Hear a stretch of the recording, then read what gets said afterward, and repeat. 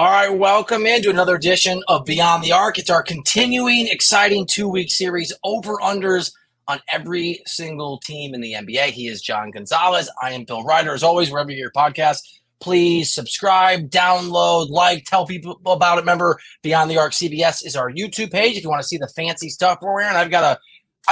John, would you say I wear a Barcelona shirt half of the podcast we do? It feels like a high rate of Barcelona. Conservatively, yeah.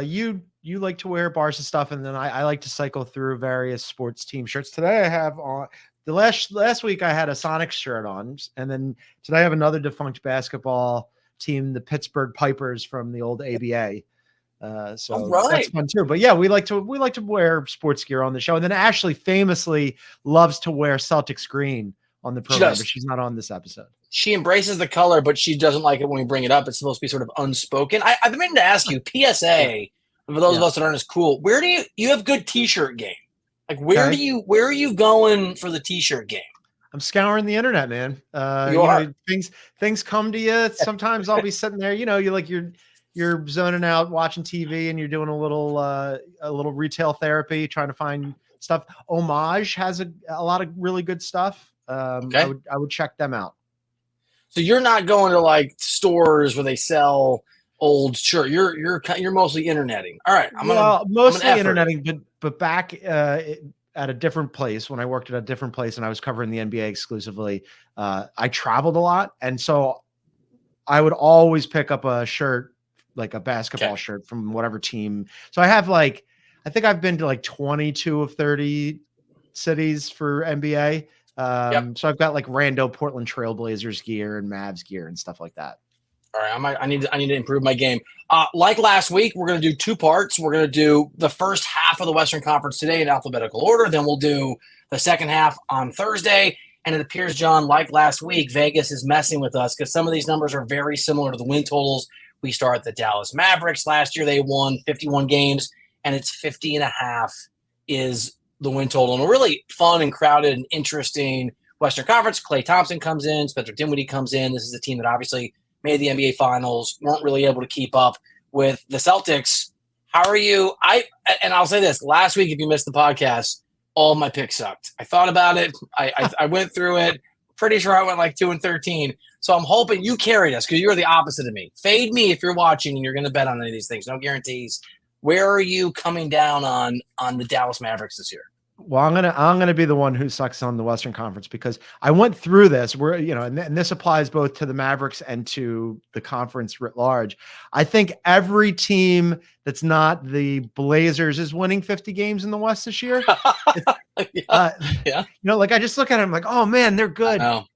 This other team is also real good, and then that other team, equally good. I think the Mavericks are a good team. Like they surprised us, I think, last year where prior to the All-Star break prior to the trade deadline, before they went and got Daniel Gafford and PJ Washington, they were kind of like casting about, trying to figure out an identity. Obviously Kyrie and Luka looked really good together, but like the rest of the team was scuffling a little bit. And then they get Gafford and PJ Washington. And then all of a sudden defensively, they took off and they look like a real team. Yeah. They look like a real team.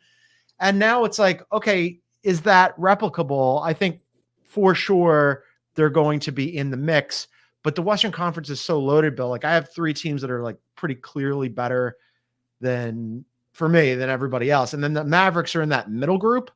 I think it might be difficult for them to replicate it. I think this number is about right. If I'm going to go, it's tough. I guess I'll go slight over, tough. But it's right on that number, around 50, 52, 53 wins, right in that ballpark. If something happened and one of those guys got hurt, maybe like 48, 49, but that's the dartboard, right? Yeah. First blush for me when I first saw this was under. Like, you have a knee-jerk reaction that maybe you sort of mull it over. I changed my mind. I'm with you on the over for a few reasons. There were, I think, 5 teams last year in the Western Conference that hit 50 wins. So this is a good enough conference that there's a lot of teams that are going to win a lot of games. I think Klay Thompson's a huge net positive. But I think the main thing is what you talked about. That defense was really good after Gafford and Washington came in and they sort of figured out how those rotations worked. And if that's a really good D, and we know it's an outstanding offense, I think what we saw last year up to and including that finals run is real. So and I know we're going to get to those other teams. I'll go 52 wins, kind of feel like 51, 52 win. 50 feels right. The problem is it's going to be 50, and we're both going to lose by half because it's 50 and a half. But I'll go over. I think over, right? Feels like the safer bet. It's like right there. 5 teams won 50 games in the Western Conference last year. 2 teams won 49 games. What a knife fight this conference is going to be yet again. And like, think about last year, Bill, really until the very end, like again, post trade deadline when the Mavericks took off, then, you know, we were talking about them a lot on the show, but prior to last year, who outside of Dallas had the Mavericks going to the finals? Nobody. Not me. I thought they were losing the first round, maybe to the and Clippers. Right? I should do this off my head, but play which at the time you thought, you know, before you sort of knew what Kawhi's situation was going to be, didn't play the whole series. It's like, okay, maybe they go out in the first round and we all get proven right that this Kyrie Luka partnership was never going to work. Worked really, really well. Really well. It's for before we move on. I know we're going to go to the next team. I would like to see them add some more shooting because, by the grace of PJ Washington shooting the absolute lights out against the Oklahoma City Thunder, they move on. That could have been, I mean, like they need some extra shooting.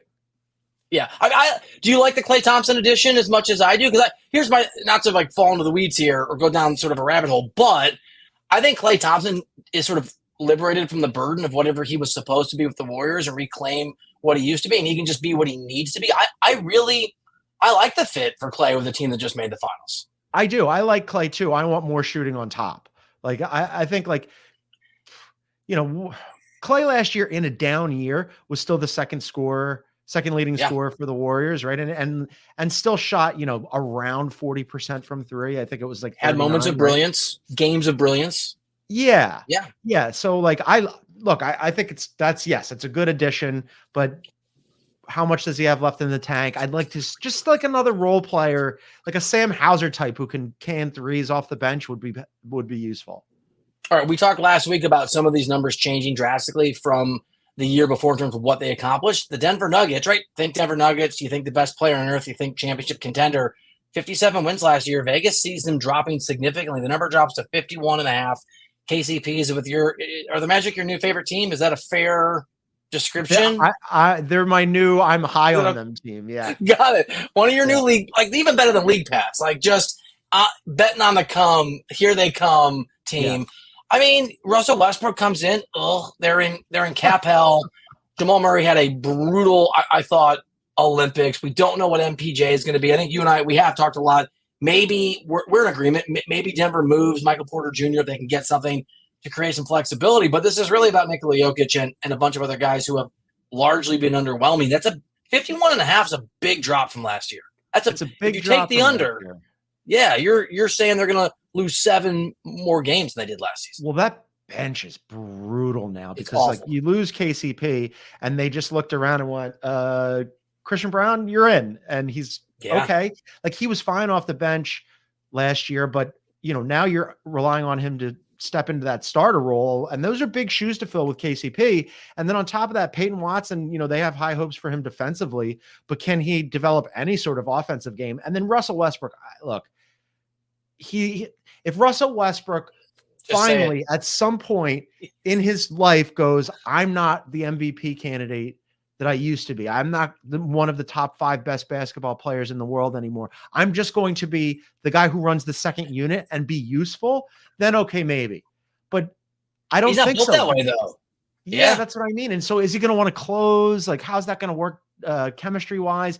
We just saw what happened in the Olympics with, if you have Nikola Jokic and like 11 other dudes, you might be able to beat the best roster in the world in Team USA just by virtue of that. So I'm going to go over here, but I think it's significant that I think as I was alluding to earlier, I'm going to end up going over on every single win total save for the Blazers, but it's a big drop. It's a big drop. And I think that's not insignificant. Like what's being signaled here. You make an amazing point about Serbia being up 18 against USA and should have won that game. I mean, they should have, or certainly could have won that game, and it was all the big guy.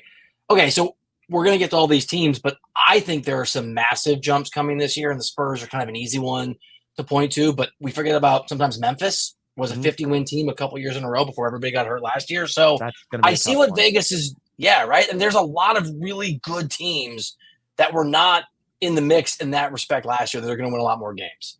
So maybe that cuts a little bit into the win totals for a lot of teams. And it just, I'm going over with you, but I feel like Vegas is duping me. I feel like Vegas is cackling somewhere in that direction, west of where you and I are sitting, because they got me.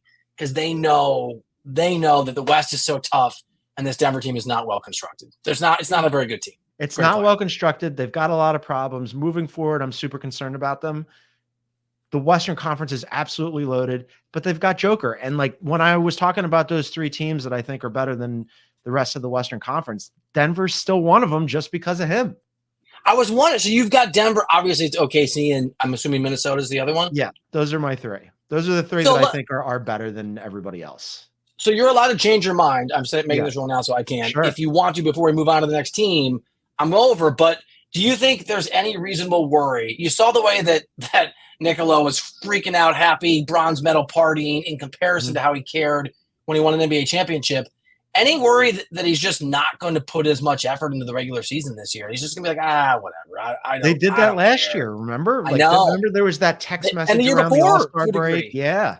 Where he was like, hey, it's go time. And you and I and Ashley were talking about it because they looked better after the All-Star break. Yep. And we were like, okay, now this is the Nuggets. They're the defending champs, and they're going to snap out of it. And then, they end up running into the Wolves. And like, I think we were all surprised by that. Even me, who was high on the Wolves, like I didn't anticipate that. I think, yes, absolutely. There's some danger of sleepwalking through the regular season, but 51.5 feels like something that they can clear. I'm flipping it. I'm going under. I'm going under. To do it. I'm going under. I'm doing it because I have so many temes that I'm going to take over. I'm just going over. Every team's going over. Can I go under Portland? They win one game to justify all the overs I'm going to do because I need the wins. Portland just loses every game in the Western Conference. The math has to work out. It's not going to on my end. All right. There are some really fun teams coming up. So we're doing half the teams today. We're going alphabetical order. The other half we'll do on Thursday. When we come back, I mean, there's a lot of these, but John and I are going to break down, I think, one of the more interesting teams and a really tricky number Vegas has thrown our way. It's the Golden State Warriors when we come back in a second. There are some things in life that you can't quite explain. An extraordinary story. Maybe it sounds flawless, looks effortless, or makes you feel like a part of history. The first ever goal for BFC. And when all of those phenomenons come together, it's perfect. Pitch perfect.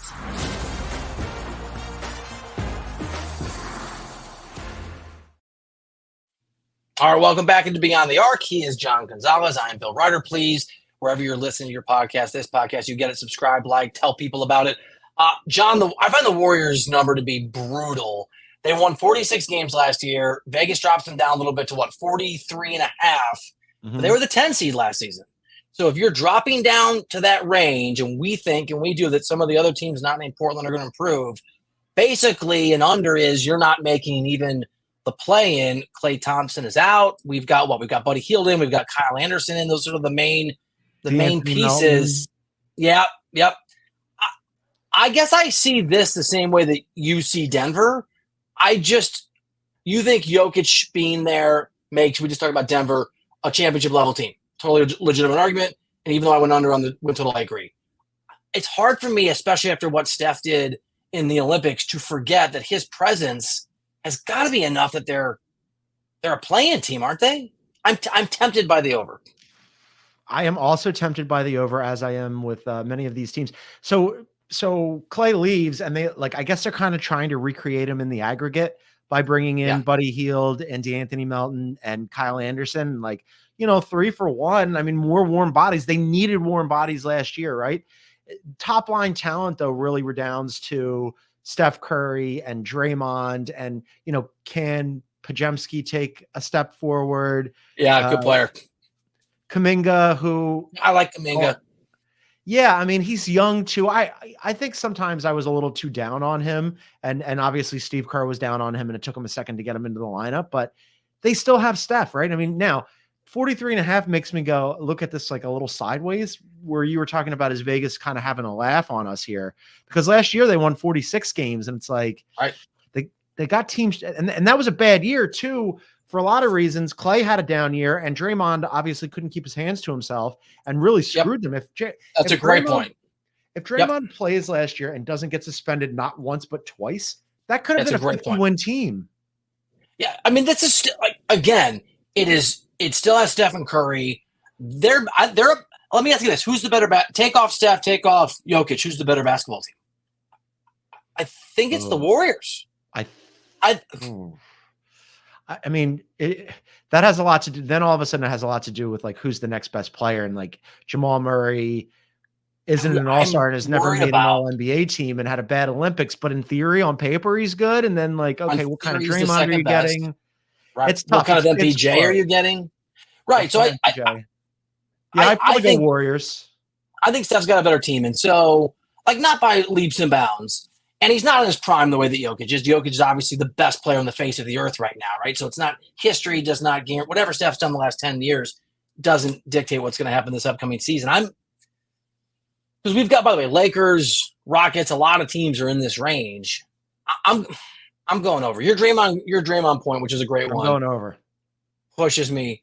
And they could win 48 games. That would not be an unreasonable, unspeakable outcome. That's totally shocking. I mean, 46 going over? And we're both going over 46 last year, and they barely held off the surging Rockets to get that last play-in spot. But I mean, that range, you win like mid 40s back in the day, like you're comfortably in the playoffs and you're excited about it. And this year you're like, I don't know if that's going to get it done. The West is going to be brutal. A team that I'm very interested in hearing your take on. Yes. One of your many teams that you like is the Houston Rockets. They were exactly 41-41 last year. Reed Shepherd gets added to the mix, and they're also 43.5. So it's not a huge jump. They had a great sort of end of the season. Couldn't quite, I guess, chase down the Golden State Warriors. Ime Udoka is an incredible coach. Ime Udoka. I can't take over on every team, can I? I didn't know what the over was before I even saw the over. I was over on this. I am over on every. I'm so. This is my number one. I'm high on them this year team. This is it. This is even more than the Magic in the Eastern Conference. I think that they're ready to take the next step. The John Gonzalez, I'm high on you rankings, number one. Yeah, I mean, definitely going to be very high on my league pass rankings for sure. I don't know where they're going to. As I'm looking at the Western Conference, right, because we were talking about, I think the Thunder, the Nuggets, and the Timberwolves are the three best teams in the Western Conference. After that, I'd probably put the Mavericks. After that, though, Bill, if you told me that the Houston Rockets were like right behind the Mavericks and a comfortable playoff team this year, would not surprise me. That like a 5-6, like not a play-in team. Wow. You know, there's a lot of things could change here, but I just think that they're young. They're really well coached. They're good defensively. They're deep as hell. Reed Shepherd, got summer league pilled by that kid. I watched him. I know, like, you know, you always try to caution me on summer league about, like, you know, I do. I can't. There are no breaks. We are going downhill as fast as possible with the accelerator mash to the floor on Reed Shepherd. I don't know how many minutes he's going to end up getting because they've got too many guys on their roster. But, you know, last year when Alperen Şengün went out and all of a sudden they were playing kind of small ball 5 with Jabari Smith, and then Amin Thompson was getting a bunch of minutes. Tell me something about this team that you like. Jalen Green, mileage may vary. I'm not sure about him. The rest of that team, I love. And they were a top 10 defensive team last year as a really young team. It was offensively where they were inconsistent, not particularly impressive. I think they're 20th in offensive rating. They have offensive pieces on that team. I mean, they could easily be like, they're not going to be a top 10 offensive and defensively rated team, but they could be 14-8 or something. You know, they could be sort of creeping toward that standard where you start to get into deep playoff run team. My worry is there's so many teams that I want to take the over. I'm worried they're going to finish 42-40, and it's going to hit the under. You're going comfortable over. You're going 46-47 wins for the Houston Rockets. All right, you know what? The next team is going to actually make up some of the ground for me, so I will go with you on the over as we slide into the disastrous Los Angeles Clippers, who were pretty good last year, but a very different 40.5 is the number. Let's just start there. 40. What did they win last year? Last year they won 51 games. Yeah. So this is a big. Obviously, Paul George is gone. Congratulations to the Clippers. They were able to pay James Harden. I think it's 2 years for $3 billion or maybe $70 billion. Yeah. I can't quite remember the number. I don't know what you're getting from Kawhi Leonard. I'm not saying Russell Westbrook exiting is the world's biggest issue, but I'm going under. I'm just going to let you take. I do not think they're going to be any good. I think Kawhi Leonard, potentially, if you include how sort of physically damaged and unreliable he is washed. They don't have a plan, and there's too many good Western Conference teams for me. I know it's crazy to say the Clippers win in the 30s in their brand new arena with all their toilets we like to reference, but I don't think they're going to be any good in the Western Conference. That would be absolutely disastrous in that building. I went by the building the other day. It's already open. They're already having concerts and stuff in there. How was it?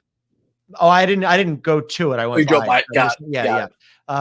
But I've heard good things. I've heard the building is really remarkable, and that's an exciting piece of business for Steve Ballmer. I'm with you in that I worry about this team because, like, okay, with PG, you had some redundancy on, if Kawhi Leonard was around. Now, last year he was available during the regular season, and then the regular season comes around, and then and then all of a sudden you're like, oh no, Kawhi's down again.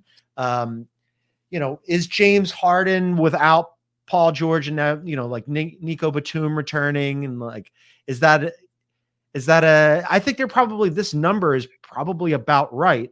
I would love to go under because I have not done that yet.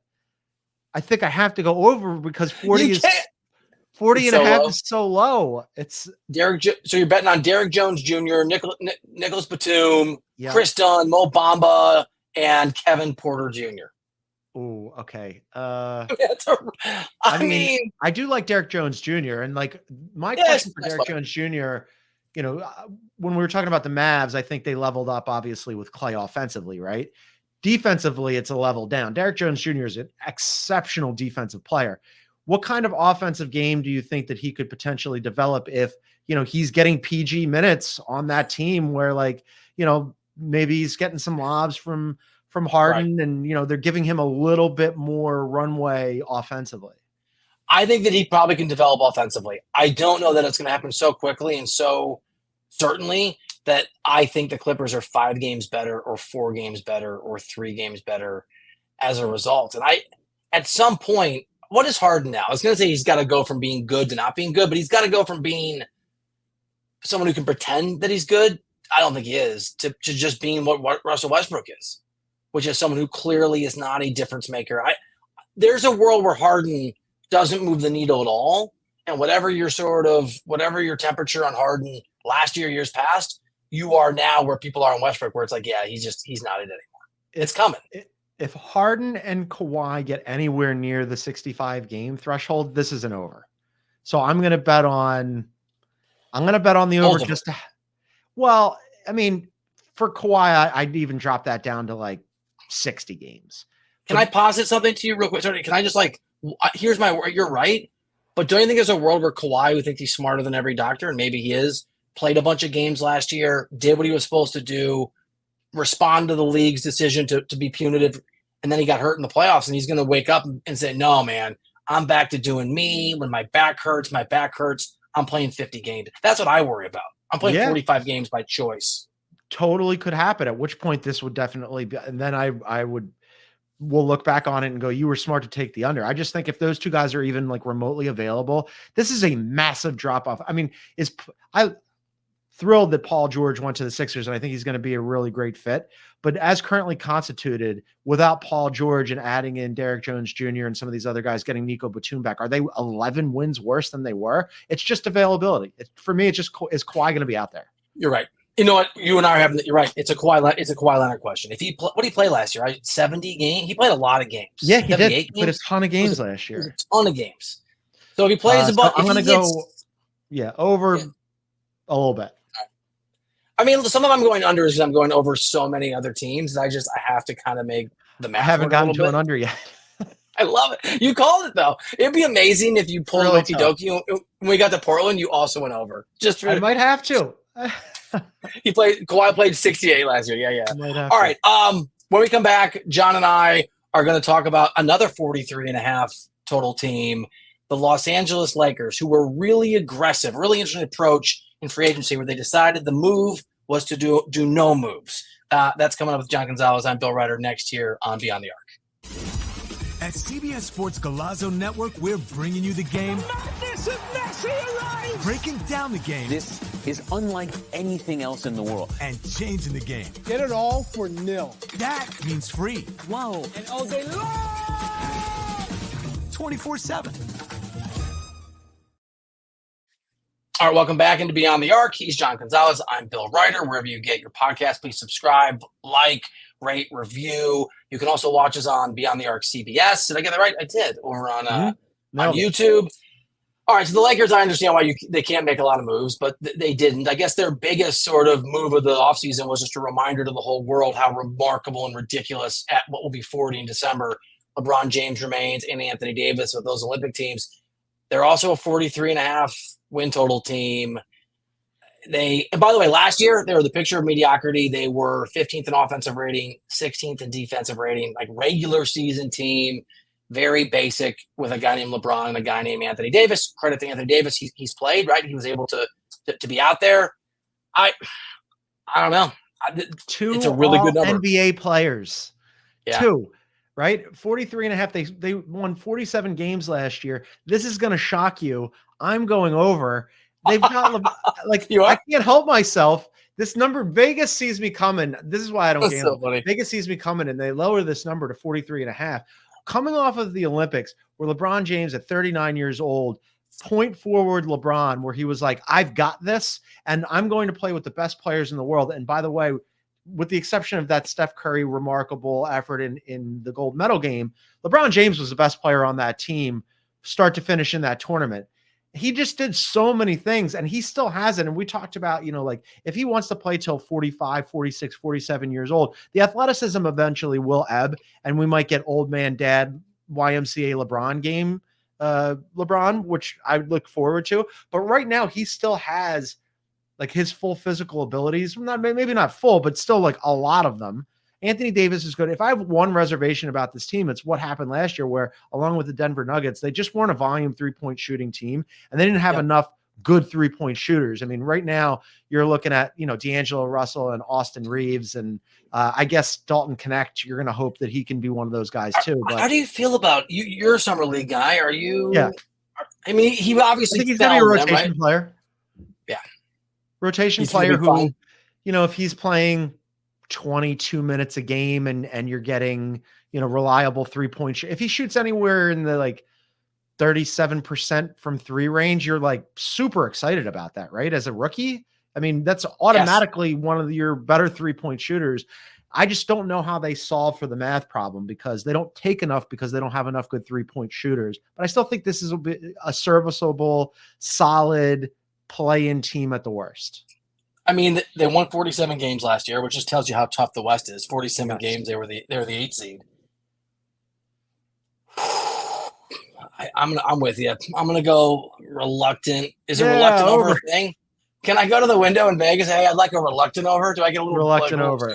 Little juice shaved off there from the reluctant over? Yeah, it's LeBron, right? 3.5. I mean, it's not that many. They're baiting us. Can LeBron win half his games and then a couple more and a few more? Half and a couple more. Right. Are you slightly better than a 500 team with LeBron and Anthony Davis? They should be. Yeah. And even if you're 3 games worse than last year, you're still – the thing is, I'm just going to keep repeating this, the West is so much harder. So it's so much harder. The same level of performance last year. So 47 wins last year, which is what they got, is probably 43 wins this year, or 42 wins this year. So I think that's the adjustment from Vegas. It's just the Spurs are better. And now we're on to Memphis. I mean, Memphis won. What did they win last year? 27 games. Everybody was hurt. Yeah. I mean, and Ja's the main, obviously, focal point here. 47.5, not 50, 47.5. And they got. I forget. What's your sort of? Where do you come down on Zach Edey as an addition for this team that needed a guy that position? I was super out on him prior to the draft, and then much like tends to happen for me, I watched one Summer League game and was immediately like, you know what, this Zach Edey, they might be onto something. Look, they need somebody with Triple J.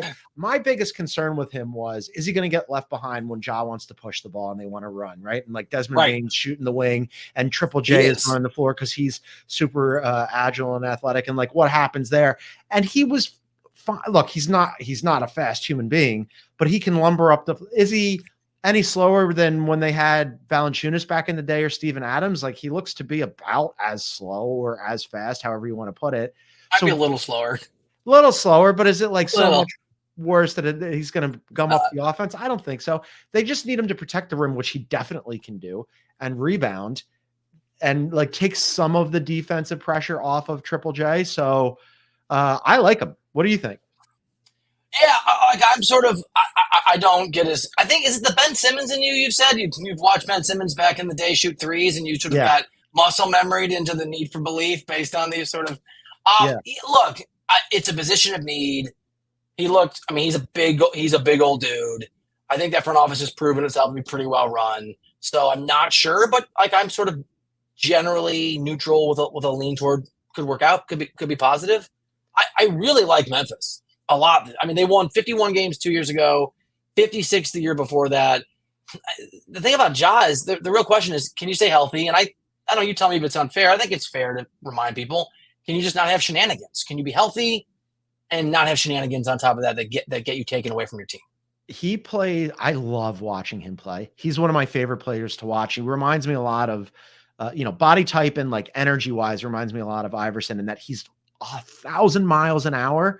The problem is he also reminds me a little bit of Joel Embiid in that he's 1,000 miles an hour, like a crash test dummy into a wall sometimes. And like every time he hits the deck, I'm like, oh no, like, because he's not a physically big dude. And I just wonder, about like how much his body can hold up playing that style. But he's just a revelation to watch, and quite obviously the engine that makes this team go. They had so many injuries last year, but they bring him back, and ostensibly he's healthy and ready to rock, and Desmond Bain ready to rock, and Marcus Smart, and you Triple J healthy, and now you add in Zach Edey.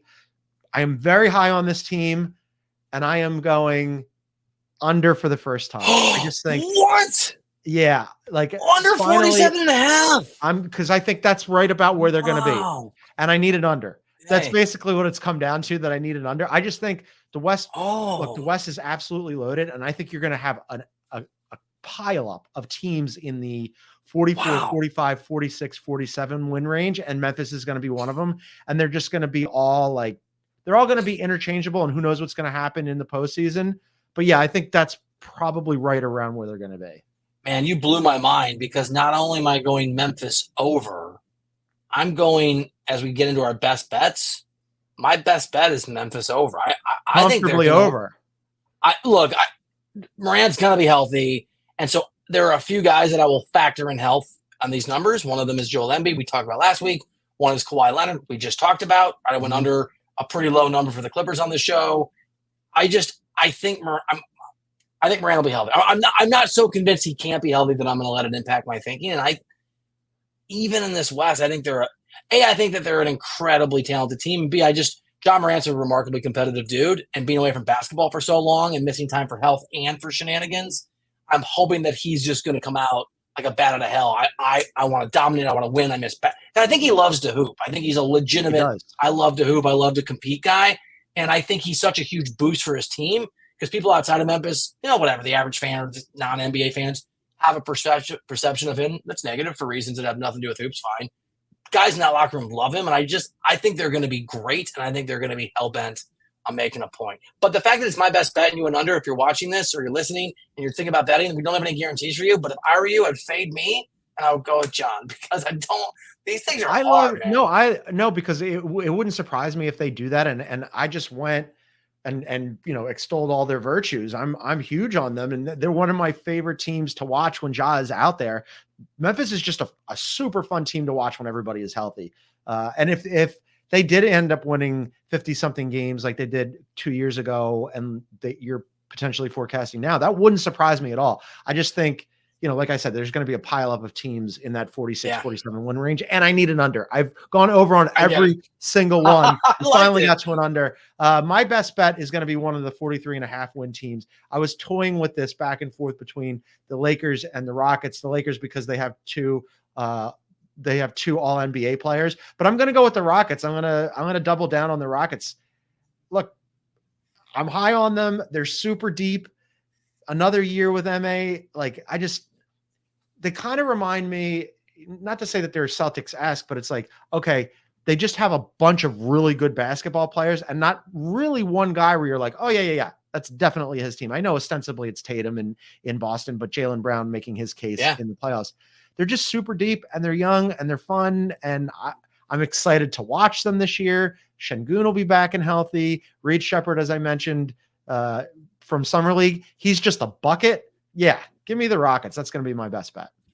And by the way, for those of you watching, maybe missed this last year on the podcast, John was early and enthusiastically in love with Oklahoma City early, with Minnesota, and then with Dallas. And somebody on the show, and I won't say who, his name rhymes with Phil Schmeider, doubted John at every step of the way on those. So if you're high on Houston, you have a track record of that going pretty well.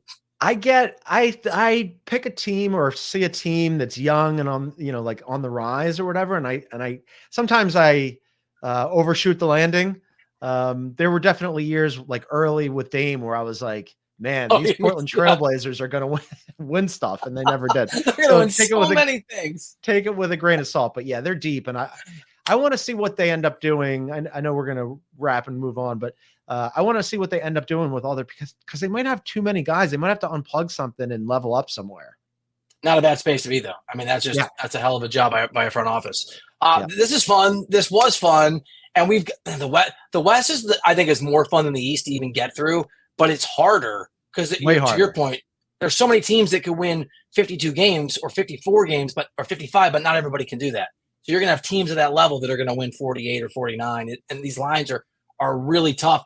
And on Thursday, 2 days from now, come back, hang out, because we're going to get into the second half of the Western Conference, including, I'm excited about all these teams, John, but especially the Spurs. I'm really interested on what kind of jump you think they're going to make 2 days from now on Beyond the Arc.